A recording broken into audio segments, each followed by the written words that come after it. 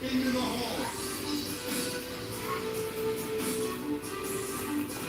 you get it? It go live? It is live. All right. Do we have any more viewing yet? Nope. I don't know if you're going to get many people at midnight on a fucking weekday normally. Hey! You don't move the camera around, Lass. I'm sorry. I'm already drunk. You're going to get dizzy. I'm going to pass out. And this is St. Patty's Day, or at least after hours of St. Patty's Day. And I figured I would do a special review of Viking Blood. It's a Danish mead, or mead, however you want to pronounce it, but that means mead. So we have a Danish mead here. It's based on a 17th century recipe. And as long as Milas doesn't move it around too much, because we've been having a lot of I'm sorry, I'm drinking Irish cream. Yeah, Kati made Irish cream, and she made this from scratch. We might do this later if you want to see it, but she did it from real cream and real Jameson whiskey and so on. So I've had a couple of car bombs. I'm having a good time, and I know those are American, they're not actually Eastern Irish. But this is truly a Danish or Dansk mead, and it's mead, and it was given to me as a gift from a wifey, Kati, and I wanted to review it. I had opened this, it's been a few days, it's been a while. I'm going to try it again. It was awfully sweet when I opened it. I'm hoping maybe sometime it's toned down a bit. This mead is excellent, but it's more of a dessert mead. I'm more into drier meads, like Charm City mead. I'm going to be reviewing a Charm City mead soon. But this is Viking Blood. That you can get it specifically at, what is the store that we normally get it from? Total Wine? Total Wine. Total Wine. You might have one here in your town, or like we have one here in town. And it is an excellent mead. It goes for what, about $30, $40 a bottle, somewhere in that range. Robert's asking what time it is. It's just after midnight here. Just after midnight, so it's just after St. Patty's Day. And they suppose they ran the snakes out of Ireland, which a lot of people think that was the pagans or the heathens. I don't think they ran us all out, but yeah, I have some Irish ancestors. That's why it's also our anniversary, me and Kati's. It is really good, Picty. The only problem is that I found yeah. Frank can explain, actually. It's extremely sweet as buttery, almost a dessert wine. And it's 19% alcohol. It is in a ceramic bottle, as you can see by looking at the bottom. It has a unique cork, and the bottle is more beautiful than the actual nectar itself. It does have hops in it, which leads me to believe that this Norse hibiscus and hops added recipe, which I don't need my son Alar in a video live on YouTube, but he's here anyway. He wants to come say hi. It was his birthday yesterday. What Danny's doing. He's been playing and gaming with some friends of his that actually have a YouTube channel as well and having some fun. But this Viking Blood, and yes, we are drunk, so yes, we're a little bit inebriated. Is an excellent mead, but it's extremely strong in the sweetness. It's very sweet and it's very alcoholic. But I'm going to try my horn here that I have from Medieval Shop, and this is a special. This is one of those rare occasions that we're ourselves. We're not trying to put on a show or anything, but I wanted to retry it, see how it tastes tonight, if it's any better. Kind of get a view of what it looks like pouring some. I might have poured too much. Probably shouldn't drink that much of it.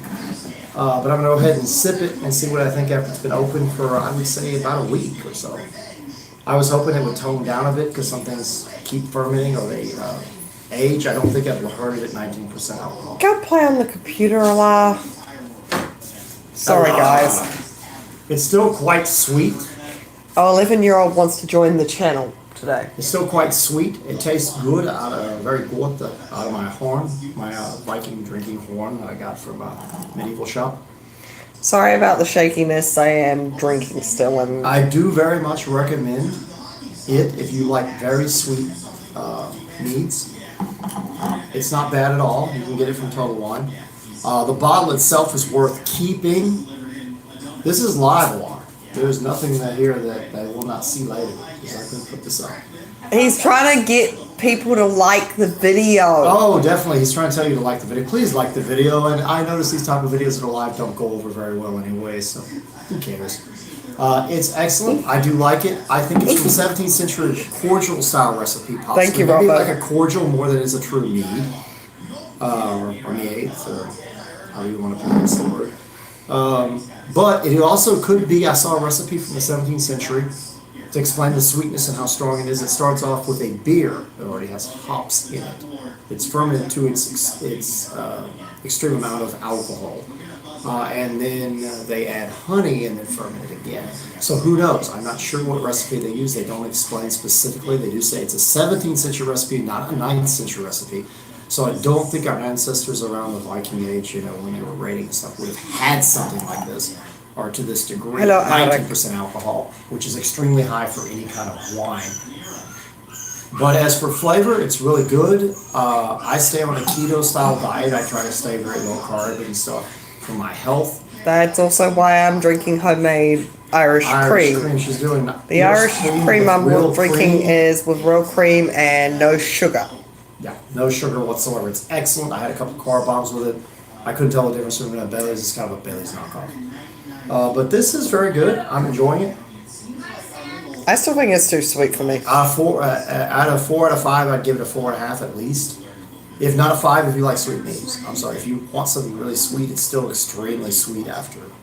I did open it and I tried some, and it has toned down a bit after leaving it open. It's been a week or two. Couple weeks. We would love to pick D. The only issue is, as far as I'm aware, it is illegal to make a still within the city limits. Yeah. I don't know. No, we've got somebody who... You might be able to get away with it. Yeah, the only problem is... Texas. Yes, but they're still not fond of moonshine. Because it can go kaboom if you don't do it right. But no, it's an excellent mead, in my opinion. But if you like a sweet mead or a dessert style mead, it's extremely sweet. But like I said, 19% alcohol. You can't even taste the alcohol because it's so sweet with the honey. And the herbs, the hibiscus, and the hops, which I mean very much like beer, it gets a little bitter in it. Which is kind of odd because I don't think early in the period they would have used hops in the recipe. Yeah, they weren't in the city limits generally, Picty. The Appalachian hillbillies win again. I do like it. I am enjoying it. I mean, I have to say that it's very good. Probably something I shouldn't drink all the time. But since it is a holiday and it is our anniversary, because me and Kati got married on St.Patrick's Day. 12 years ago now. 12 years ago now. I would have to say it's good. I do recommend it. I wouldn't give it a complete 5. The bottle I would give a 5. The bottle is just worth having just to collect it.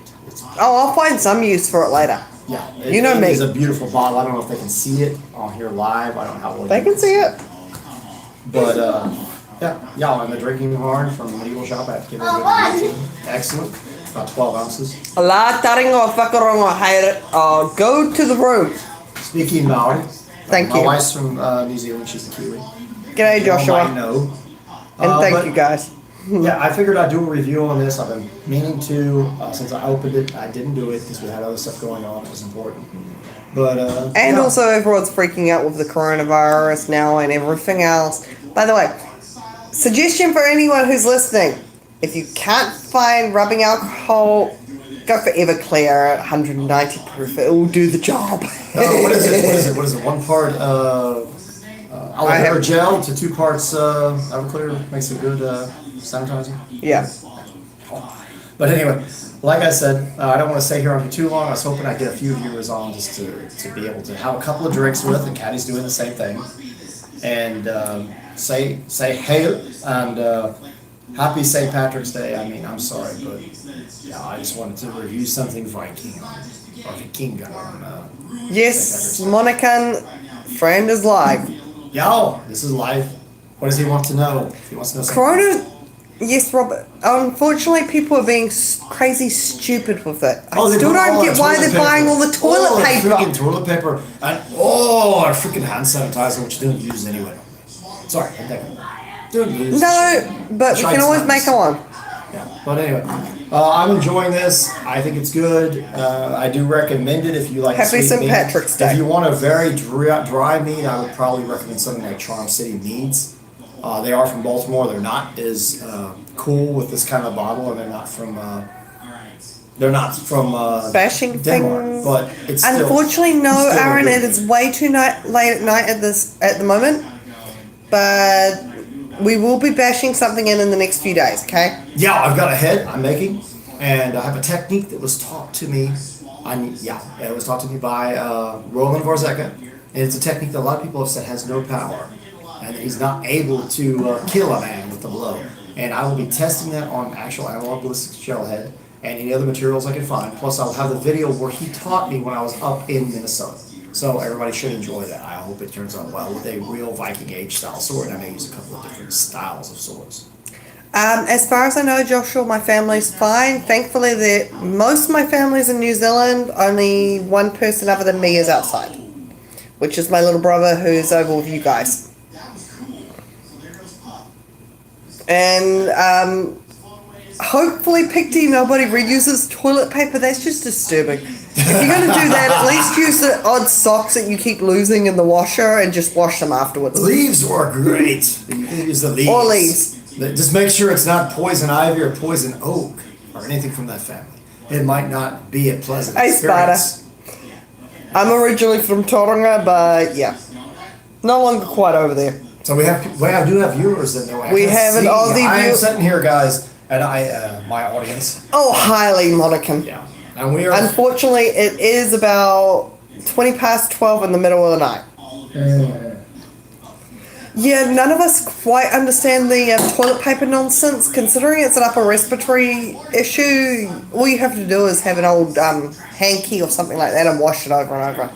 Yeah, I don't think it comes out the other way. Maybe at the end. Sometimes it goes through it, but I don't think that's what they're thinking. But anyway, I don't want to stay on way too long. But like I said, we're reviewing. If anybody just came in, yeah, I know of Wairapa / Masterson. And it is a dance mead, or mead, which is a mead, and it has hibiscus and hops, which I do know that. And I believe it's a 17th century recipe. They say it is. And I believe I've got you drunk with the Irish cream. I believe you do too. But it's fun to drink with our friends, and y'all should have around with us, especially if you're an adult in a drinking age in the country you're in. And yeah, I do review it. I review it as give it about 4.5. I said on the actual alcohol itself. But the bottle, like I said, it's classic. I love the label. I love the material it's made of. It's a ceramic bottle. Has an excellent cork. I'd give a 5 to the bottle. But it's still good in any event. In any event, I'm going to give it a good review. Yes, they do, Monica. And the only issue I have with this one is it's so sweet for that level of alcohol. It's weird that they can get that high with a honey mead. 19%. Honey it's is a 19% and it's hard to ferment out. Right. So the only thing I can think of is either they're fortifying this, because it may be a cordial style recipe from the 17th century. If you look up cordials, they had distilled liquors in the 17th century. So like I have in my jar. Moonshine. So like theory. I have in that jar? Yeah. So they could have fortified this and used honey to sweeten it. Or there is a 17th century recipe that I said maybe that is a beer that's fermented out to the highest degree beer can be to. Then they add honey, and there's some process where they use to ferment it even more. So who knows? I'm not sure, but it might have made it go past the regular percentage you would get in wine. So, but 19% is way higher than most wines, or even specifically meads. Robert, you could always cut it with Bacardi. Yeah. Especially with Sprite. Oh yeah. Are you talking about this? Brew mead? Okay, I'll put it on the list of ones to try. This is excellent. It's just hard to find. Oh yeah. Aaron, you haven't seen our alcohol collection right now. I know you know this normally isn't here, but we are doing some home repairs. Drywall. We're working on the house, and I have some sheetrock behind me, so I didn't have any way to move this. I want to do it. That's evil, Picty. This is more of us being ourselves, not us putting on the dog for everyone, so to speak. Yes, he does know that he screamed after he hits his target. They're asking if it's a karate thing or a breathing technique for the hitting after more target. Of I started lifting heavy weights, and I grunt. After I lift the weight, so to speak, as I'm again coming up, I was kind of grunting, making noise. Something that, Planet Fitness won't let you do, which we go to Freedom Fitness, which will allow me to make any noise I need to make, or exhale, or what have you. But something about it, I do it and kind of psych myself out, and I breathe out when I do it.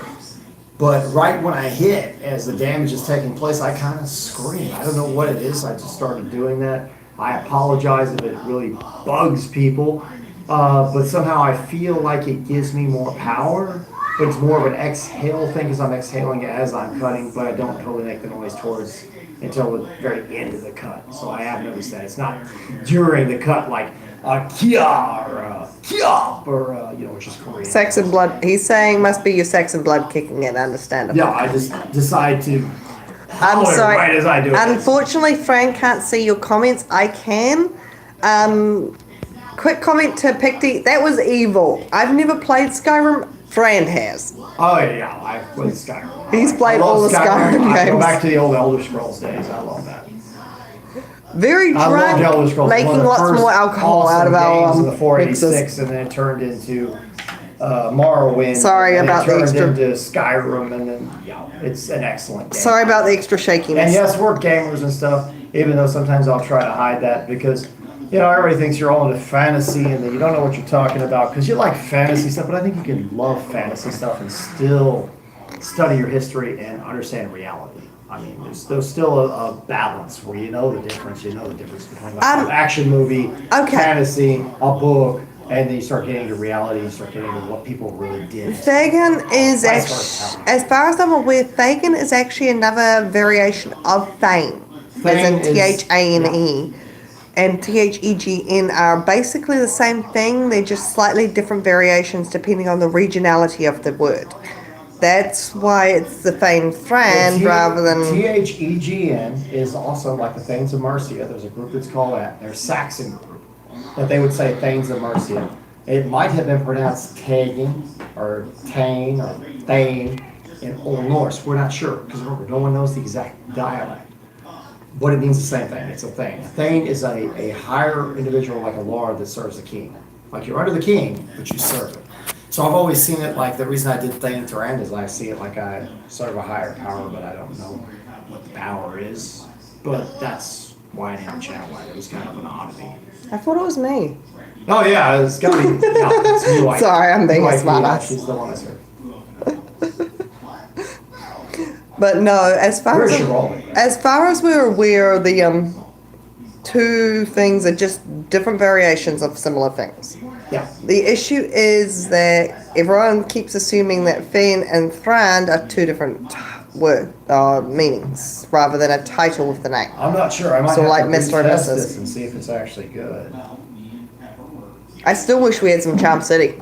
Oh, the Charm City Mead is very good. I do want to do a review on that if I can get another bottle of it. It comes in 500 milliliters, and it's from Baltimore in the U.S. So, But it is doesn't dry. have the same 17th century recipe as a claim. It doesn't have that it's a Dansk Mead or Mead. It doesn't have that it's Viking Blood.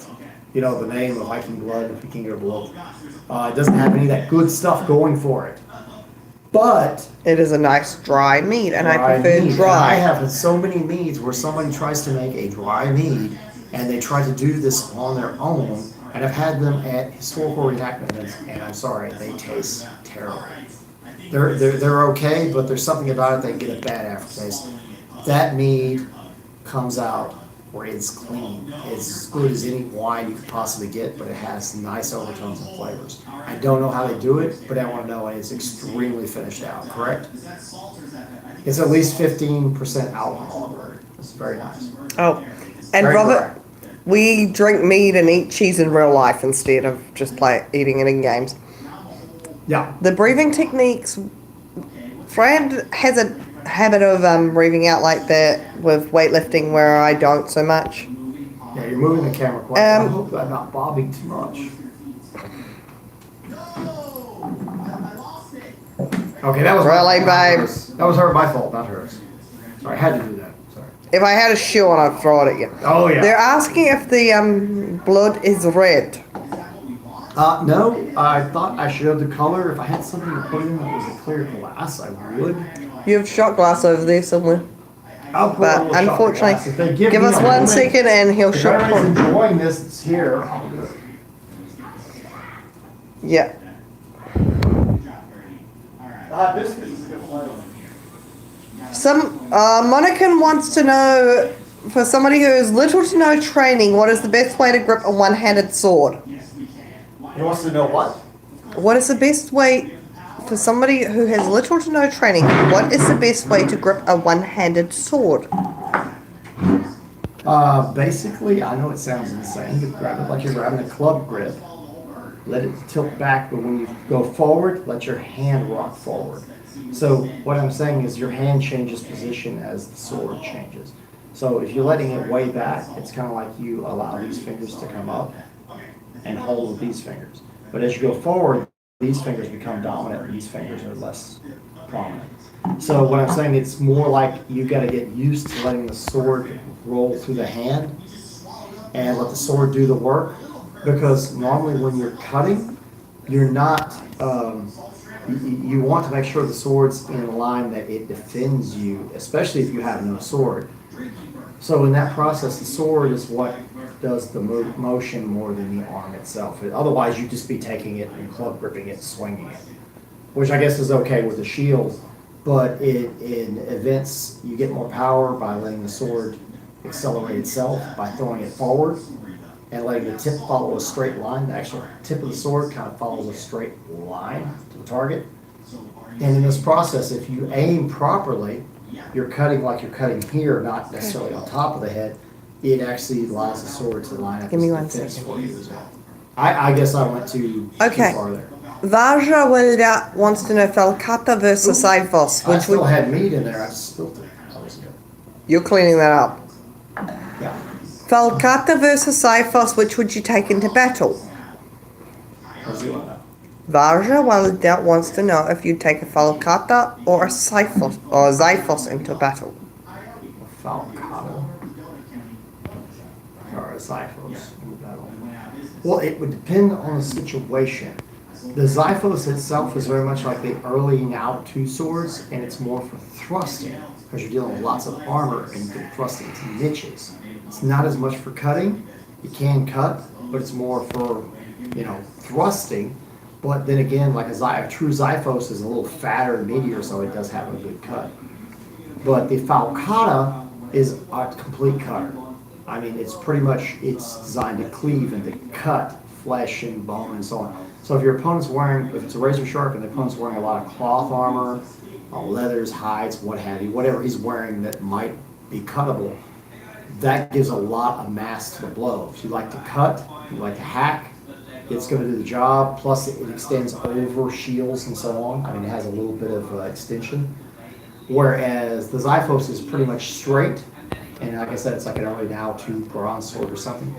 It's designed to pierce by thrusting mostly. And most of the thrusts are going to be coming in real close.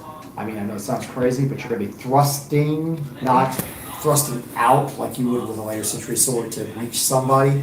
So it depends on what you need it for.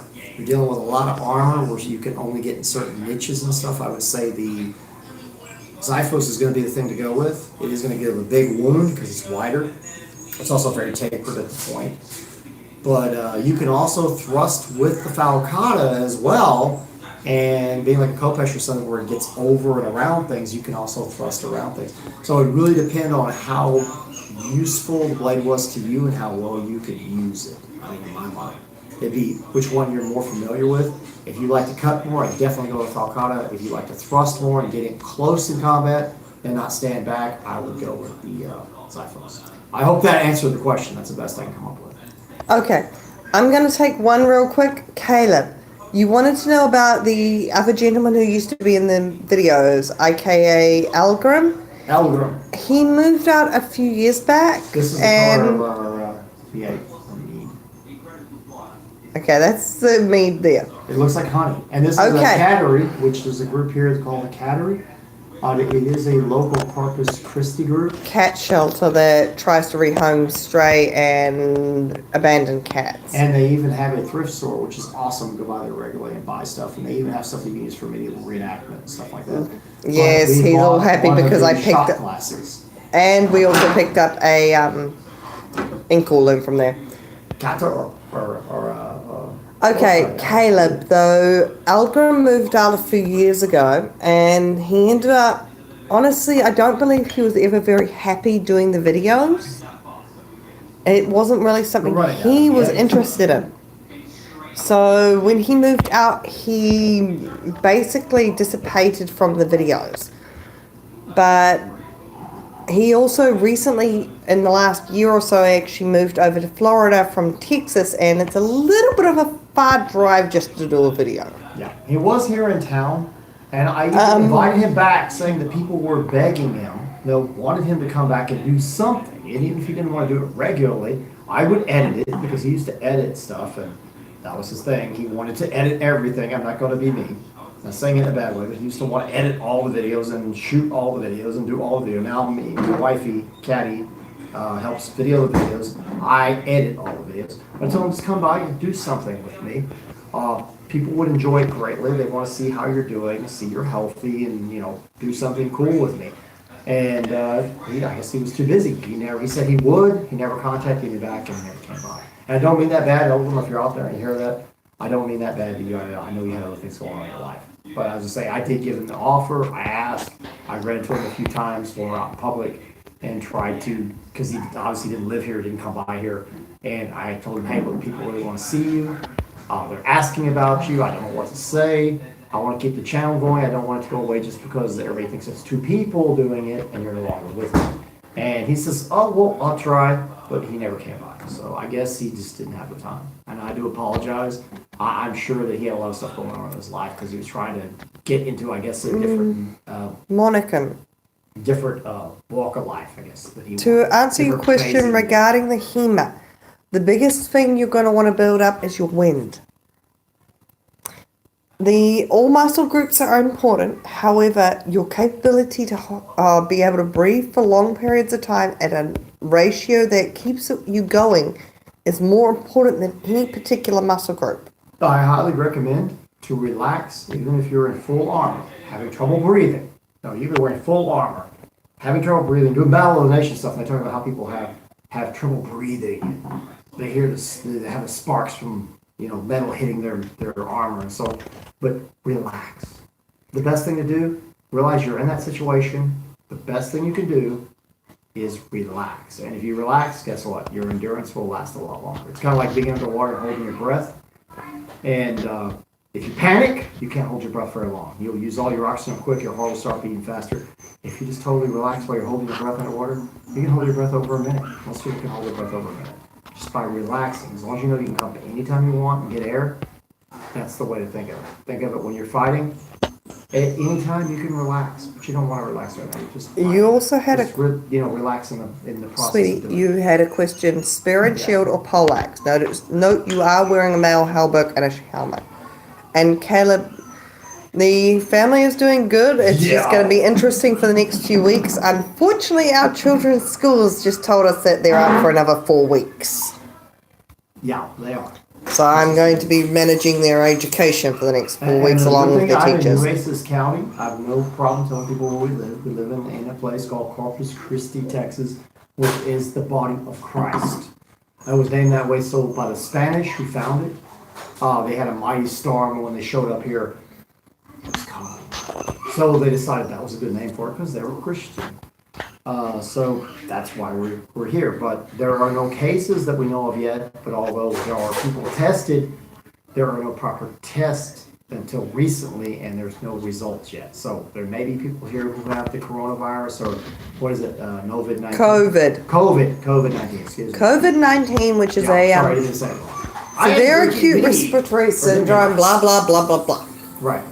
But there's nobody here that we know of yet. You have been asked what your favorite weapon is. We'll never fully get over viruses, Vajra. The issue is that viruses are made to attack the human immune system, which does not make it easier. Thankfully, we don't have any issues like back in the day with the black or yellow plagues. So. My favorite weapon is probably the sword because it has every advantage of every other weapon, but it's not the best at any of them. Because the axe is way better at cutting than any sword would ever be. The spear is way better at thrusting than any sword would be. But the sword itself is like a combination of all of them. It has the thrust, it has the cut, it has everything. So it's a good jack of all trades weapon. But if I actually was worried about trying to defeat somebody in armor by cutting or hacking, I would go with something like a good axe, something with a low profile that can pierce armor. If it was something that I wanted to thrust with, I would definitely go with a spear. Two-handed or one-handed spear would definitely trump a sword's thrust. But if you're just talking about my favorite of all weapons, I like swords and blades of that type. I mean, any kind of sword, even if it is more set up for cutting or more for thrusting, I enjoy swords. My apology, Monica. I like swords a lot. My apologies, Monica, about the dog noises. Fran's dog is now, we've had him for 12 years and we don't even know how old he is. Right now he's trying to get to cuddle up with our 4-year-old who's watching stuff on TV since he's decided that, yay, he doesn't have to go to school. Yeah, Frustrating me.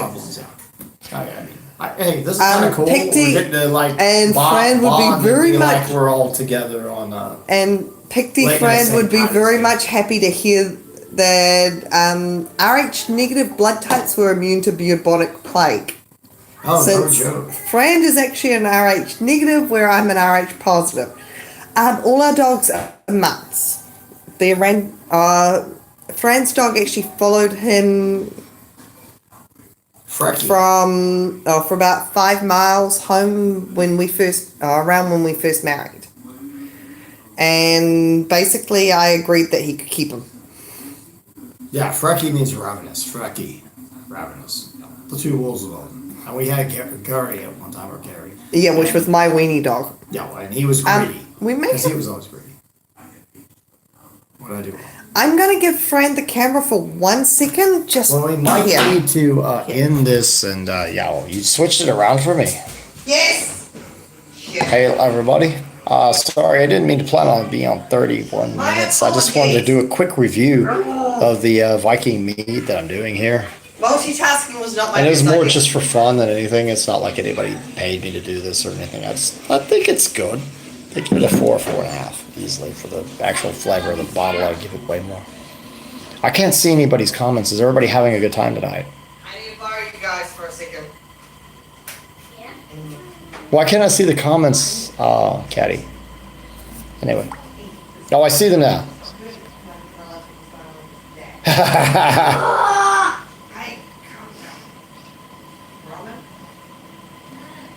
Yeah. Oh, it's more like morning there. I heard that in Ireland, or the Irslands, that the pubs are all closed on St. Paddy's Day.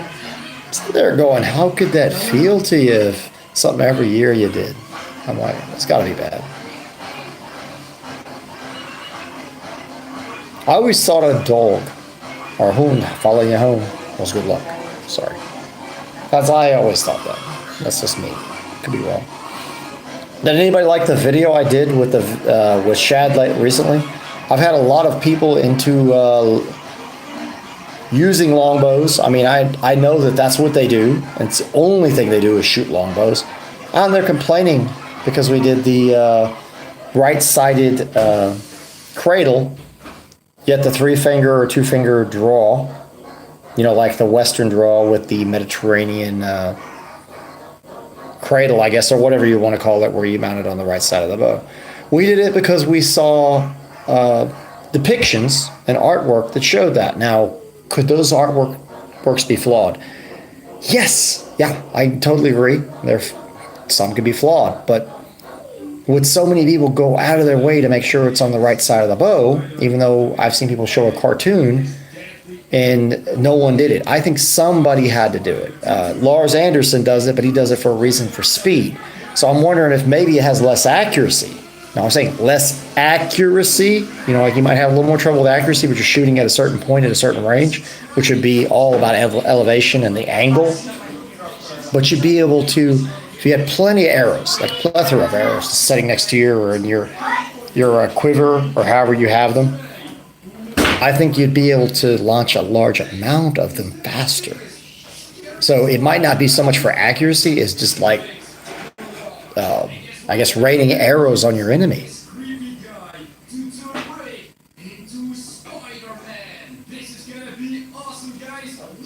Yeah, as a Mongolian draw, I don't know. I didn't have a problem using the 3-finger draw. The only thing is, I'm going to be honest, I didn't practice in any way, any form. I didn't sit there and go out there and go, I'm going to practice for a few hours a day and then I'm going to make this video.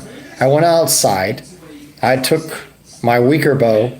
I shot a barrel a couple of times and I hit it after experimenting a few times and went, wow, I'm going to do a video and try to see if I can do what Shad wants me to do and do the more powerful bow. And when I went to the more powerful bow, I'm not going to lie to you, I ended up hitting my arm. I hit my arm, it hurt. Then I adjusted and didn't hit my arm anymore. And I also realized that that's the way it is. You know, you have to adjust for changing your style up. The only advantages I can see to it is the speed loading factor. The aim is still going to be off slightly, but you got more speed and loading. That's pretty much about it. I think you could adjust to it and get used to hitting accurately with the bow. Maybe not as accurately, who knows, but I think if it's all you did, you would get better at it.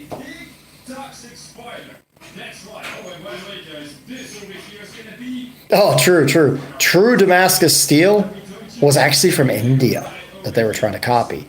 But what most people call Damascus Steel now is actually pattern welded steel. It's pattern welded steel, meaning they use different types of steel. There are different grades. They beat them together and pattern weld them, which means they have to weld them by beating on them. And it's just a lot more work. And then they acid etch them so you can see the pattern that they've created. But true Damascus steel is something totally different. We don't have a lot of examples of it modernly at all. No one makes it. They say they can, but I haven't seen any examples of true Damascus steel because it can be an ingot and then reforged. So totally different. Yeah, it was from India. Sri Lanka is actually a small country just south of India. Yeah, I'm trying to see what somebody said. It pops up every time somebody speaks. You can actually tell it to scroll down. You can tell it to scroll down? Oh, she's figured out. I figured that out ages ago.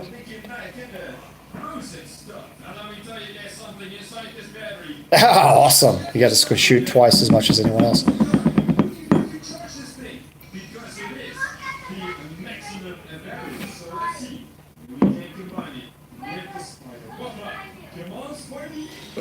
The cat is not clash with the Spaniards? Now, that I didn't totally know, but that would be an interesting thing to address.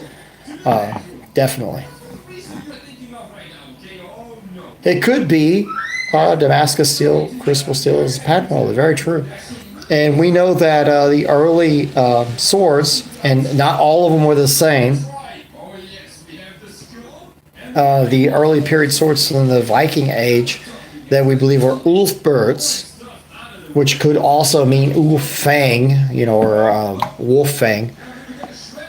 And it could have been some kind of sword, kind of like Excalibur that everybody wanted. So there's different ways of spelling it, different ways of putting it on the blade, but everybody wanted this specific sword was made out of hard iron, which I honestly believe that. Some exhibit the properties of being a true ulf bird, some don't as much. But it was probably crucible steel or just a lot of hard iron that was pattern welded together in a very good way. So, but in any event, for a sword to be called that, they usually use some really good stuff. They use some really good material that they had available. But as it being true crucible steel, we're not sure. Some swords might have been, but when they took samples from different areas of the blade from these wolf birds, even the finest ones, they had different hardnesses.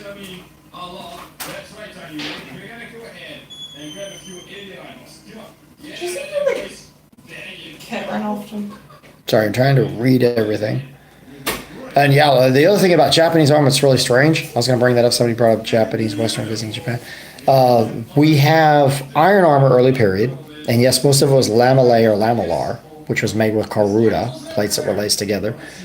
But as you get into more steel-like armors that were steel, a lot of it was like low-gauge metal. But then you also have armor that was higher gauge metal because they were trying to stop the musket balls or the actual arquebus balls.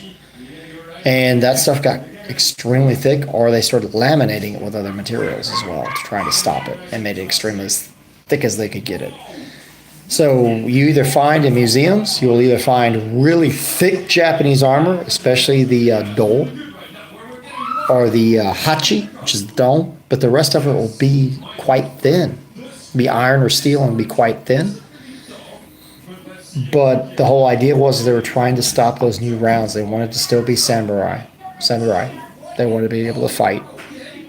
And they wanted to be able to use their traditional weapons, so they didn't want to be taken out by a round. So they tried their best to make it thicker, but at a certain point it just gets too heavy and it starts getting ridiculous. Okay, what am I seeing? How do I do that? Okay, you can probably... Scroll up slightly. Yeah, the Japanese did make double-sided blades. Early period, they made a lot of double-sided blades because they were copying the kin, which was a blade that was very much like a European sword that was from China. So there were a lot of tachi or kin that were double-sided early period. No, yes, the Japanese used to do dough splitting contests. Early period, this makes total sense because the helms were iron. They weren't super thick. And the edge of a katana is good hard iron or steel to a hypercelluloid point.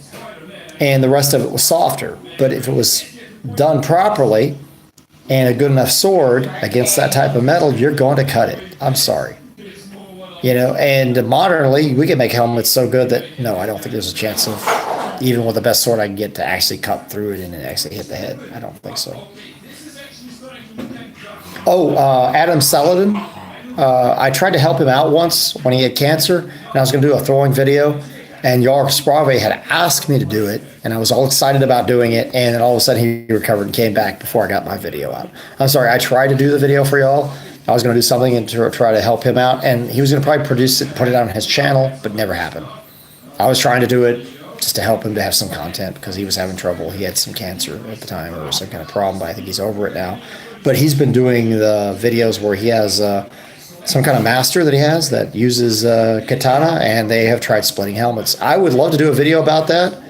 I do think that using the blade, sorry, I'm trying to, if you see the thing shaking, I'm trying to hit it every now and then and see what everybody's saying. If you see me test a blade, I would test some blades that were Falks, and if they're made properly, from what I've noticed, they can pierce helmets way thicker than you would expect. From what I understood, the Roman helmets were about 1 millimeter thick.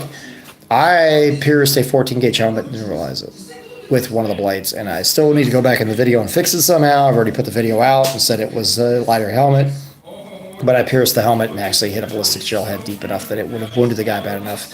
He would have lost cerebral fluid. So, yeah. Needless to say that the Falcons, if it's made properly, can pierce helmets due to the point and how it's a cutting style motion, more like a war pick piercing something than a cut from a sword. The point makes the difference. It becomes more of a thrust than it is a cut.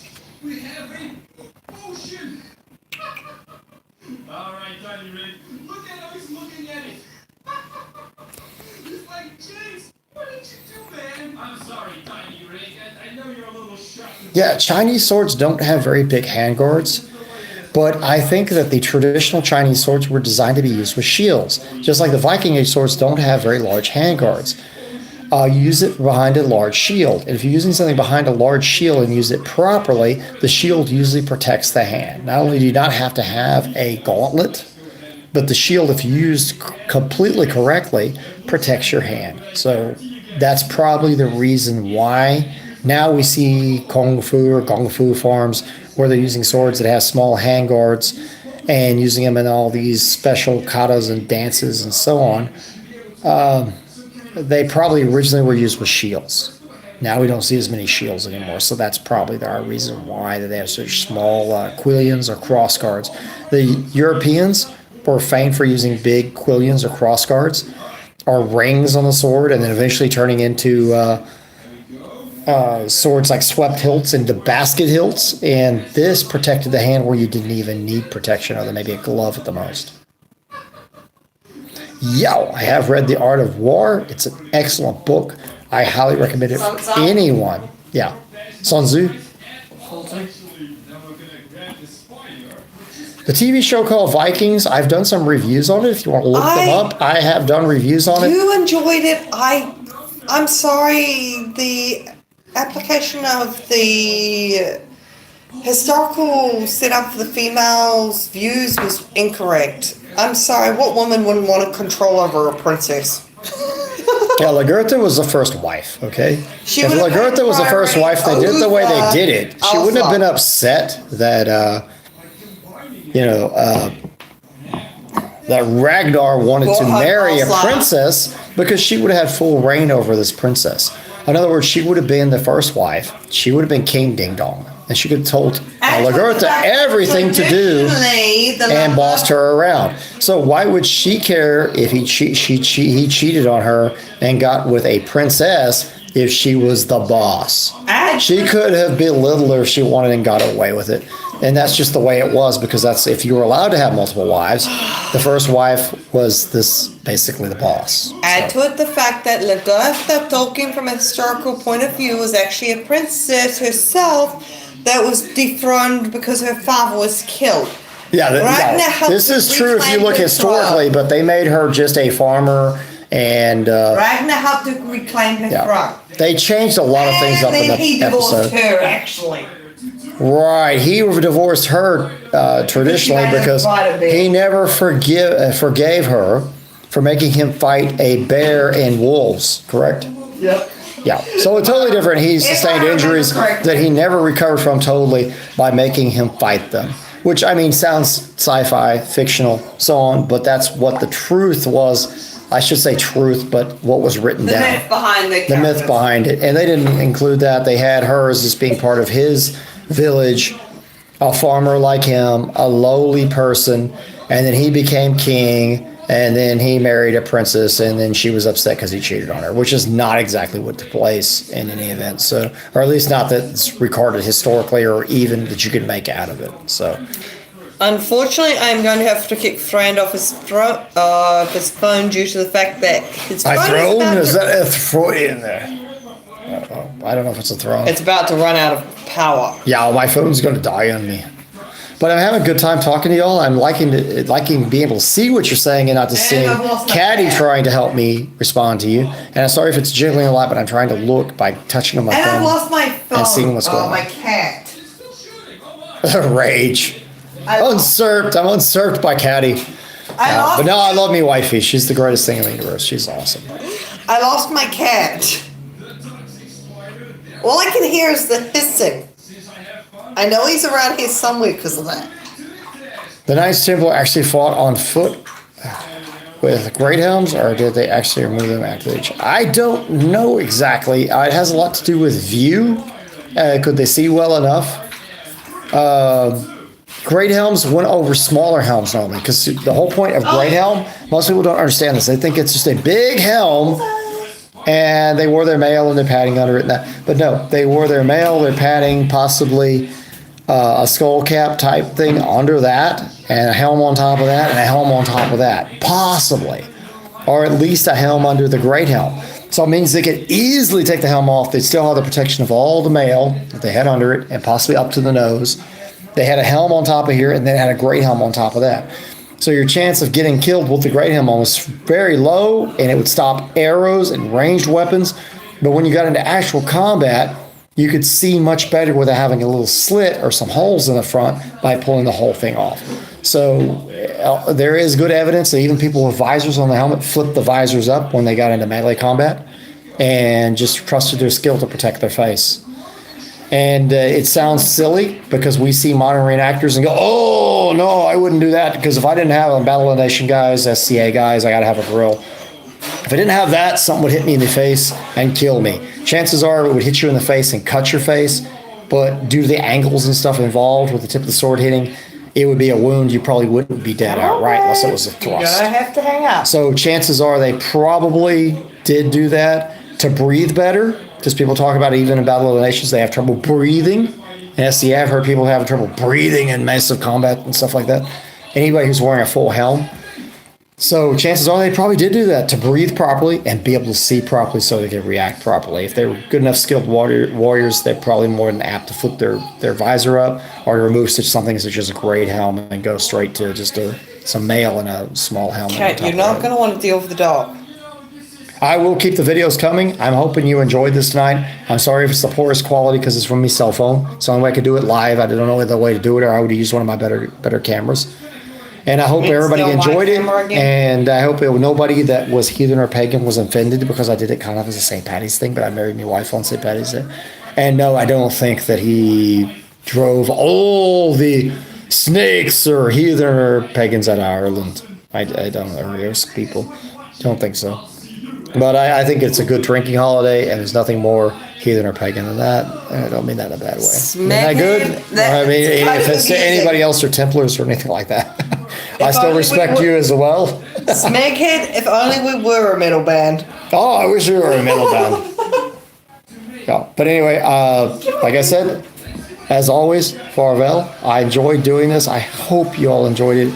I decided to do it, and y'all is in a drunken state. But I think that drink back to our ancestors was an inspirational thing, and I decided, fuck it, we'll just do it.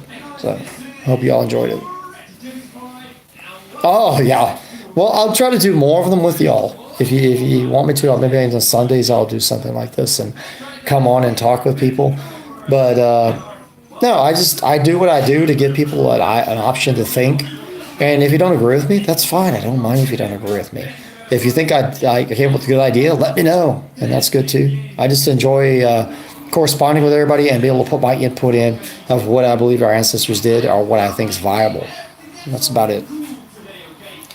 Before your phone Bye, Viking Jesus. Say bye. Before your phone dies on that. I'm sorry, I'm going to die laughing on that one. Say bye-bye before your phone dies and you seem like an ass. Yeah, the old father is with us. Sorry, we got to drink even though it's St. Patty's Day. Anyway, farewell. Bye-bye, boys. Bye, farewell. What did I do? Oh no, something horrible happened. What you do now? Adios. Adios, amigos. I don't know how to end this.